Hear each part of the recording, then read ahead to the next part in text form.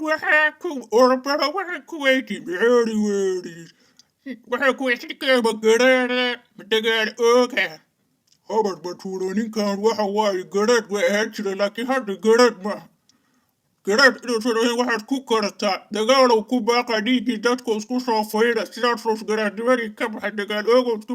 waa garad xaaladii ka wareertay oo xaqii ka bayray oo xagga kale u wareego siyaasi luuqaayo laqaayo ku xirtay oo xijiraha ku fadhaxsanoo